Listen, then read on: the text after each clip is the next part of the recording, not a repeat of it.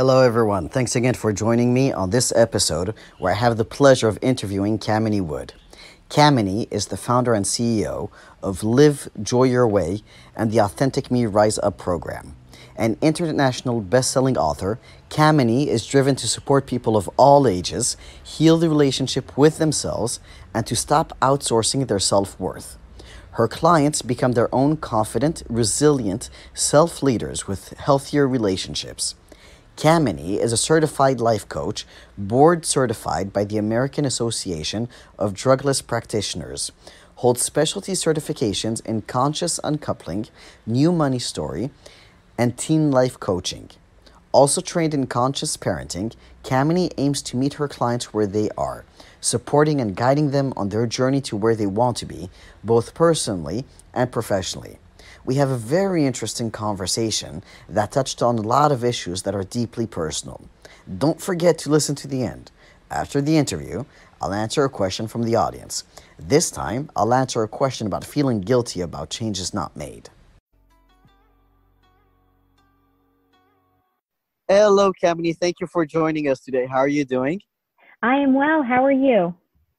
I'm doing fine, thank you. How are you doing during this time of lockdown everywhere? Yeah, it's been a little strange. As you may recall, when we were talking earlier, I was telling you that I'm a mom of 5. So it's been very interesting having all 7 of us and our 2 dogs in the house without having real clear indications of when anything is going to go back to normal. And I use the term normal with, air quotes, because what really is going to be normal is not probably anything that anybody foresees yet. So it's been interesting. No, but in all honesty, it's also been really good because it's caused time to slow down. I do know that I have been able to reflect more on just, what I'm doing with my work, what I'm doing with my clients, just being able to be more present, which seems like I might be trying to, just sort of sugarcoat, but what's really true, especially with people like me, right? I'm type A, so it's, go, go, go, go, go. And so it's been really nice to sort of have to slow down and be more present. Right. And it's truthfully what I coach around a lot. So it's been good. That was a really long way to answer your question. No, but it was perfect. I mean, it gave us, actually a nice little insight into who you are a little bit. So hold on, the age of the youngest and the oldest, just so we have an idea of what age we're talking about. Yeah, my youngest is 6 and my oldest is 18. Wow. Okay. Well, that's a big family. So you mentioned clients and the work that you mentioned clients and the work that you do. So why don't you tell us a little bit more about what it is that you do?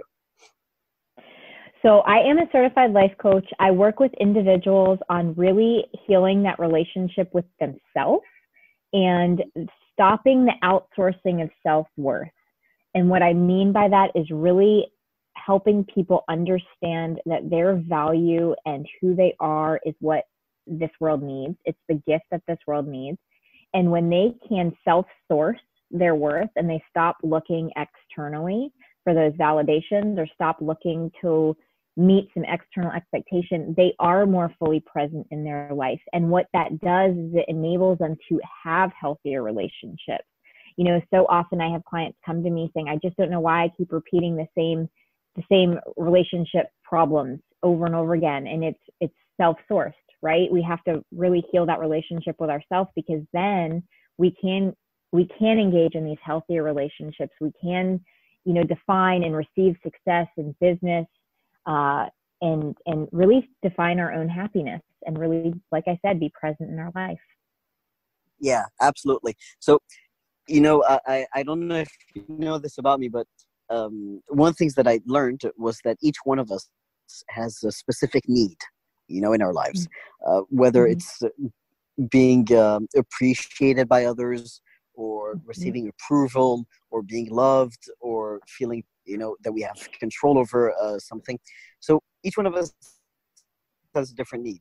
And for me, one of my biggest needs, if not the biggest, is to receive appreciation from others.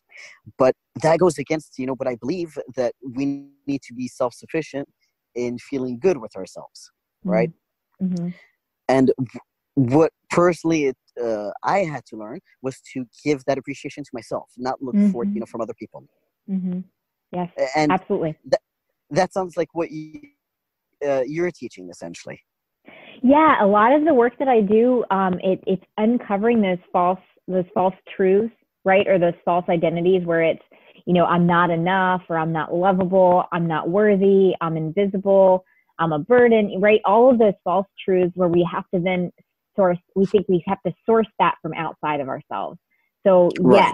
Yes, it's all about self-sourcing and understanding that we do have some control, but our control is on our choices and the way that we react to situations. And, recognizing that we can contribute to other people's happiness, but we're not ultimately responsible for their happiness. So it's really understanding that we can stand within our own power. And when we do that, and we don't continue to look externally and are able to source that from an inside place, we then can show up and actually engage in life and with others in this healthier dynamic. Interesting. So how do you help people find that inside themselves? Yeah. So, it sounds so easy, right? When I said, oh yeah, just look inside. A lot of the work that I do is to really start identifying, these false identities start when we're younger, right? By either an experience we've had or a covert message we've internalized, and we've just sort of subconsciously carried it with us. So it's a process of unveiling that to ourselves and really understanding where it came from.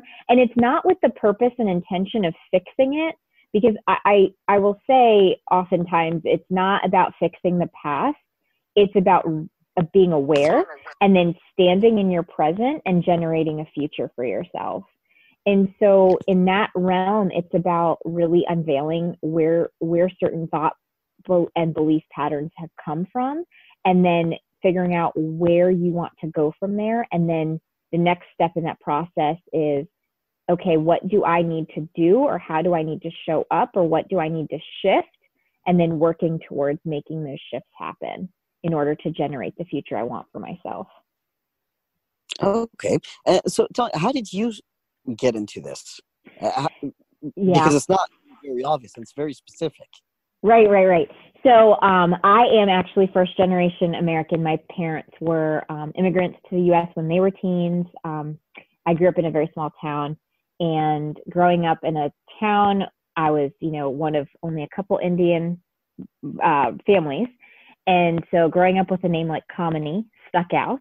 And oftentimes I felt this need to somehow figure out a way to blend in or be accepted. And so my default was people pleasing, and my personality is also like I said before, I'm type A. I'm a perfectionist. And the other false truth that I was carrying with me was I didn't want to be a burden. I knew how hard my parents were working, and I didn't want to be a burden. So I basically would forego creating any conflict or what I perceived to be conflict. And by that I mean not setting boundaries, because I was afraid of making somebody else upset. And I took those things with me into adulthood, and really was showing up in a way where I was defining myself by the roles that I was playing, but also consistently looking externally for the validations of, am I a good mom? Am I a good wife? Am I a good person? Am I doing all the right things?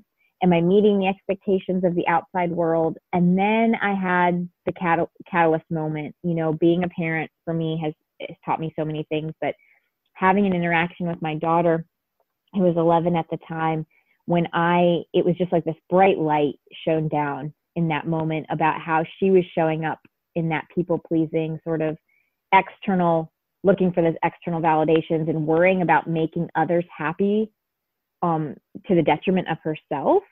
And when I saw my child show up in that way, it was this moment of self-reflection, recognizing, oh my goodness, that comes from me and how I show up. And so I, in that moment, made that decision that I was aware, and I became aware, and then I made the decision that I needed to make changes and shifts. because I realized if I didn't, it was just going to repeat itself over generations.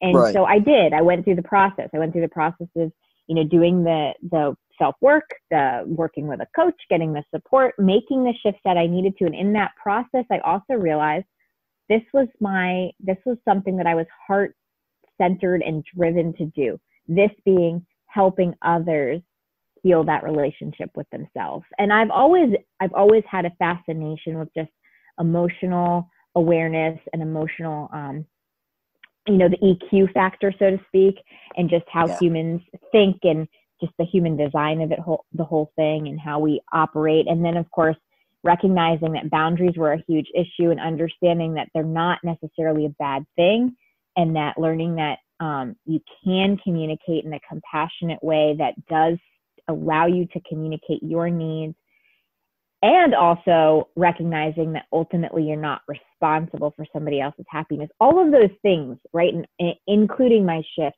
really led me to where I am today and why I do what I do and why I absolutely love it. That's amazing. By the way, this your daughter, you said she was 11 years old at the time. Is this the oldest one? No, actually, it's my middle child. So she's 14 now. Okay. Okay. So the two older ones, you didn't see that pattern repeating itself with them? What's so funny is only after I had the catalyst moment with the middle one did I look at the older ones and realize it. It was just that one, this particular interaction with her was just the one.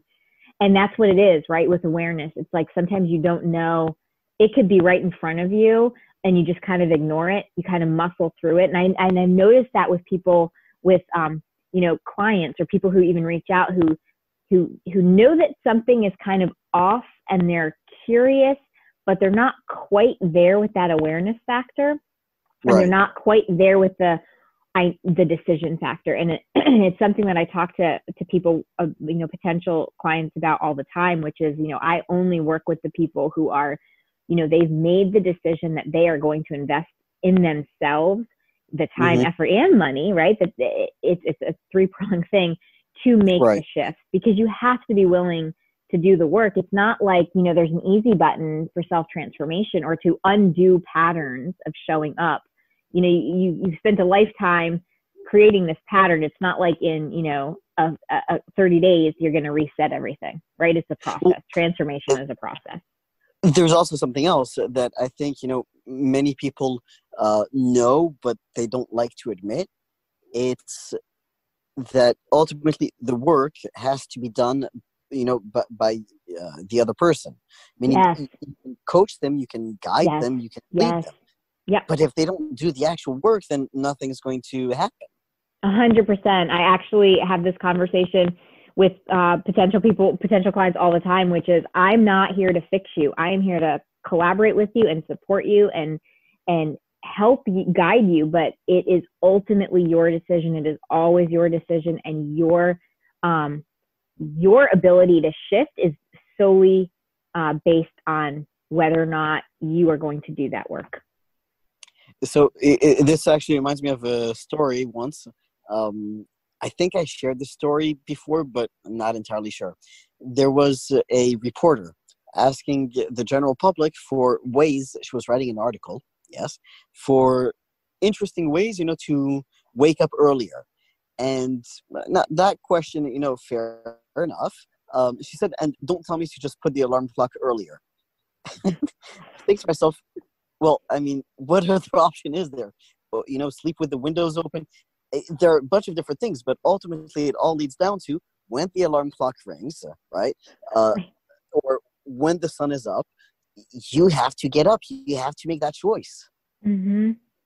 It's all about your choices.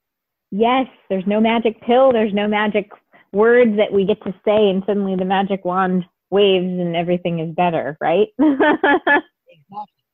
So do you have a feeling with many clients, that they're looking for the hacks, supposedly, very common words now?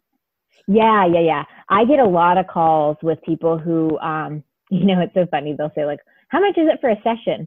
I somewhat chuckle because I have to say, like, are you thinking this is a one session and you're done type thing?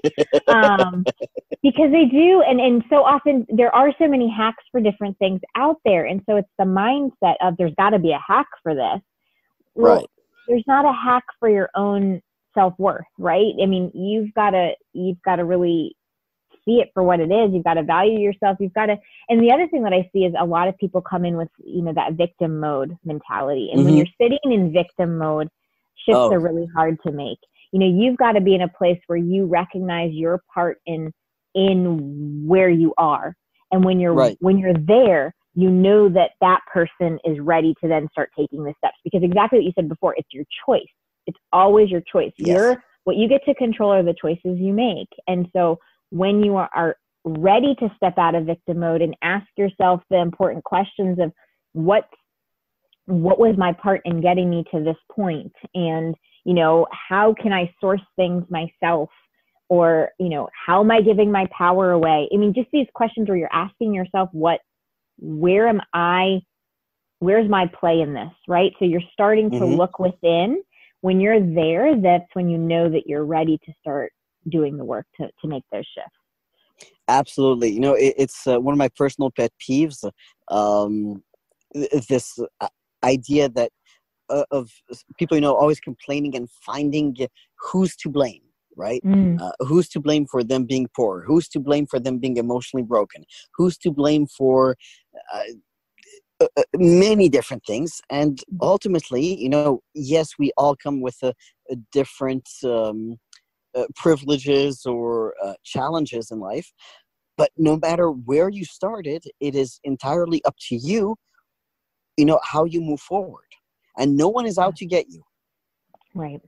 I mean, life can present challenges, right? And I'm not here to say that life is hard, and that, for instance, I deal with a lot of people with relationship issues, and they have a pattern of being in some toxic relationships. And I'm never one to say you're responsible for getting treated like that. But the point is, well, how did I show up that may have put me in this position, right? And so what choices can I now make going forward so that doesn't happen again? Asking ourselves, what can I learn from this situation that I can now apply forward? Because it's not about blaming yourself either. So it's not about sitting there and saying, well, I'm not a victim and I'm also to be blamed and I should sit here and blame, shame, and guilt. It's, where you are is where you are. And then it's now, what can I take to move myself forward? The idea is that looking for someone to blame, whether we're talking about others or yourself, is a pure waste of time. Don't look to blame. It's the whatever situation you're in is heavily influenced by the choices that you've made. Not only because, again, life, as you said, presents challenges by itself, but it doesn't matter who is to blame. You are where you are. Now, the question is, how do you get out of it? How do you move forward? How do you move forward? Right. It's how do I move forward? I talk about this with resilience building too. It's, you can choose to sit in that fight, flight, freeze mentality, or you can say, I need to do the work to help myself so I can come out of that and I can then have a clearer mind to make the right next choice for myself. It's always about what is my next best step forward. It's not about, necessarily, you can have your ultimate goals, but sometimes it's what's just the next best thing that I can do to move forward. Oh, absolutely. Look, most people have, very big goals.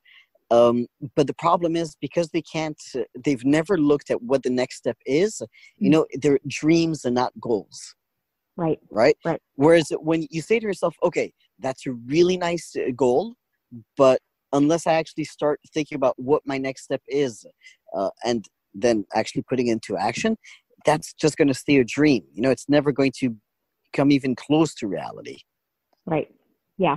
And I always use the analogy of the staircase, right? So you can have your goal at the top of the staircase, but you can't just go, usually you can't just go in one leap, right? So you've got to take each step and honor yourself. And that's the thing too, is honoring yourself and really celebrating yourself for those little steps and those little wins that you're taking along the way. A lot of times we want to just focus on the ultimate win, right? The ultimate goal, that's when I'll celebrate myself. But part of it is moving into this place, especially when you're recognizing that you have to self-source your worthiness and your gifts that you bring to the world. It's to celebrate your little wins along the way too. So for example, how would you celebrate your, the little wins along the way?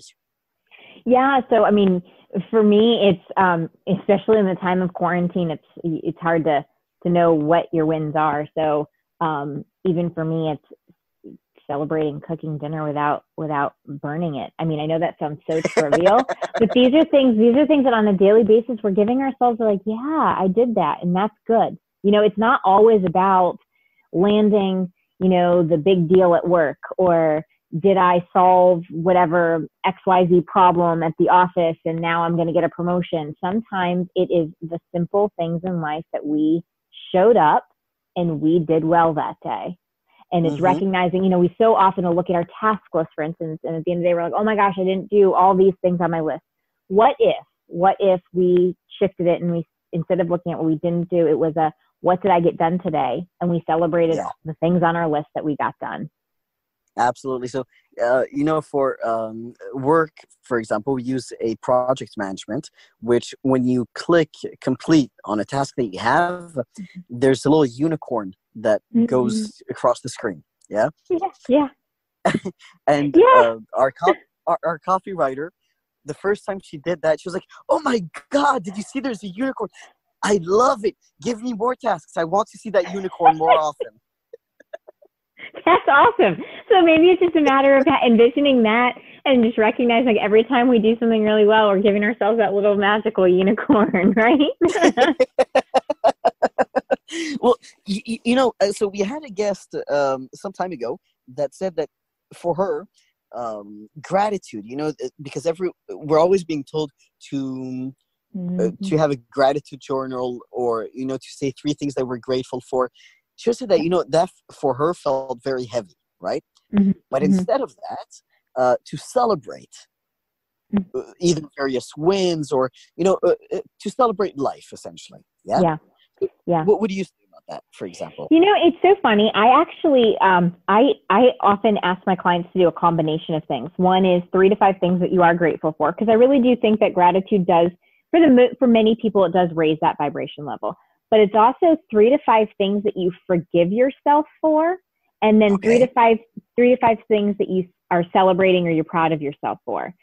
And the reason why I do that is because the other thing is we have to learn to forgive ourselves, in the sense that we do carry guilt and shame when something doesn't go the way that we think it should go, or the right way.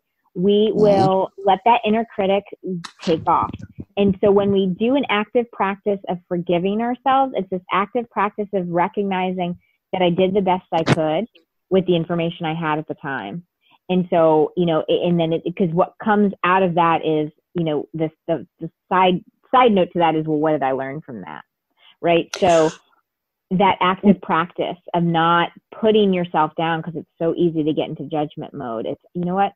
I forgive myself for not doing this, perfectly, but this is what I learned from it. So, I'm actually going through something like that right now, right? Where I'm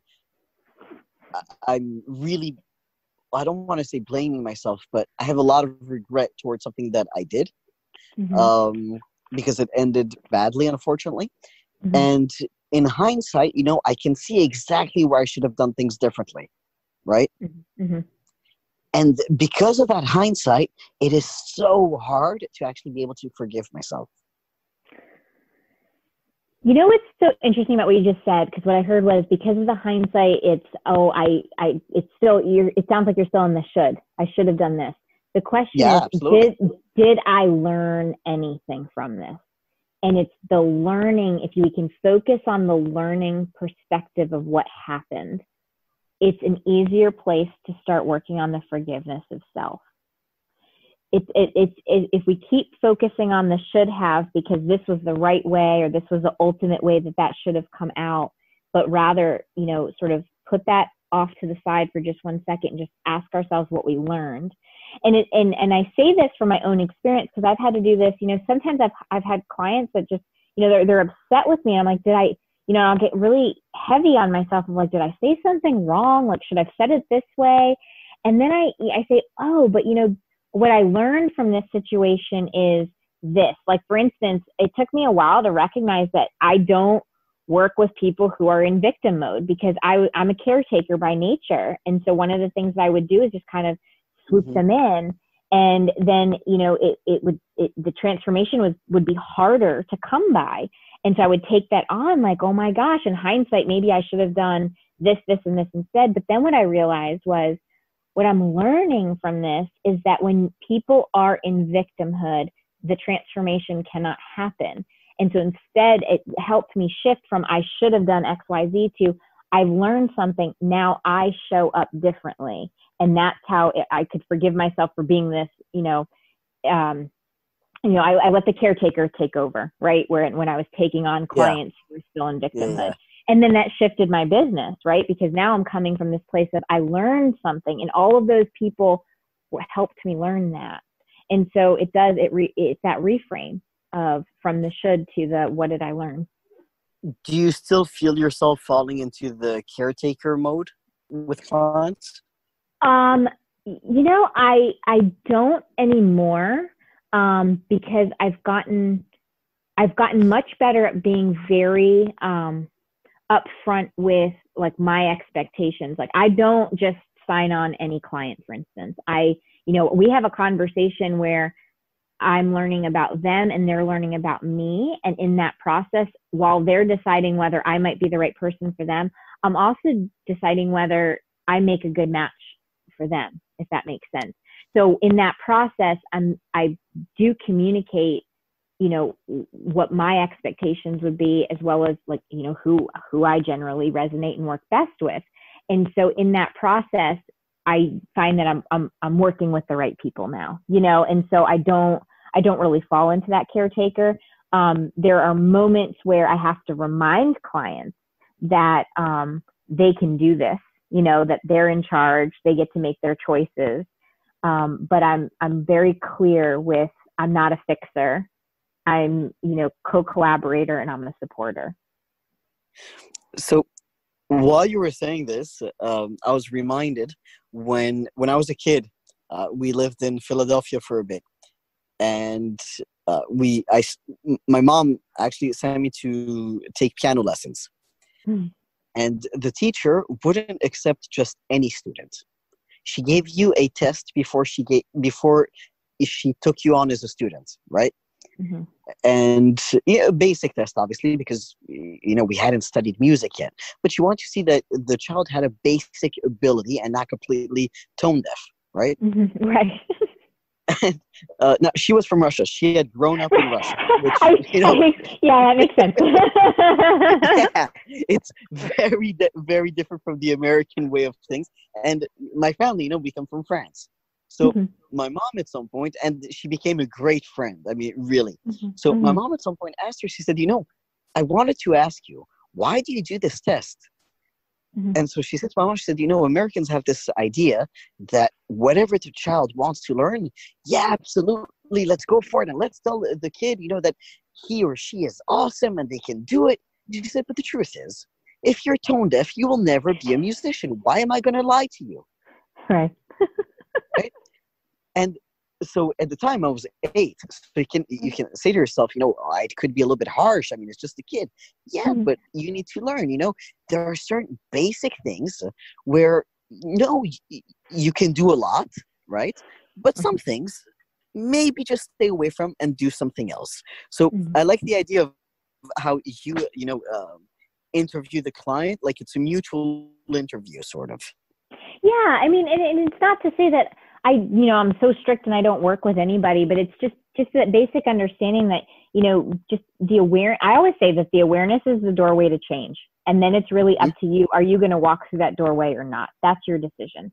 So it's really just getting clear with the clients, like, I'm not here to fix you. Like, you're going to need, like, you need to want it. You need to set your intentions for yourself. And, you know, you need to be willing to put in the work and the effort, because if you're, like I said before, if you're stuck in victim mode, it's really hard to make a transformation. It's not impossible, but it certainly takes a much longer time, because if you're constantly cycling into, you know, life is unfair and, you know, I all this was done to me, you know, we can start there, but you have to be willing to kind of step out of that. And so it's just that matter of making sure that the people, because coaching doesn't help you if you're not willing to go there with your coach, you know, it's because it's not a diagnosis and a fix me thing. So anyway, that's why I do it. No, and it's awesome. I appreciate that. You know, too often I think that many life coaches get a bad rap in a way, because it may be someone who has no life experience, who, you know, barely did any work on themselves, either because of age or experience, and will take on anyone who's willing to pay them, right? Yeah. I mean, and that's, you know, I'm always asked, well, what sets you apart? Well, what sets me apart is not only have I had my own life experiences, not only do I have the compassion and the ability to hold a safe space for my clients and really hold that container where it's a judgment-free zone, but I've also done the training behind it too. You know, I didn't just go get life coach certification. I have subspecialty certifications. So for instance, Conscious Uncoupling. Well, why Conscious Uncoupling? Because that helps with relationships, recognizing and being able to work with people on patterns of how they're showing up. You know, that specific knowledge helps me help those people. I went and got a specialty certification in teen life coaching. Why teen life coaching? Well, if you're going to help young adults, you know, the way that they are experiencing life is slightly different, and how you're speaking to them has to be slightly different. You know, the specialty certification in NewMoney Story, for instance. Well, why? Because the way people have stories about money, obviously it relates to how they have stories in their other aspects of life, but it you know, there's specific ways that you can work with a client on revealing those money stories and patterns that create financial situation and financial issues that are popping up. Why did I train in conscious parenting? Well, again, because the way we show up as parents is, you know, it's specific to understanding, you know, projection, for instance, and how our own internal stories can then project onto our kids, and how do we separate those two?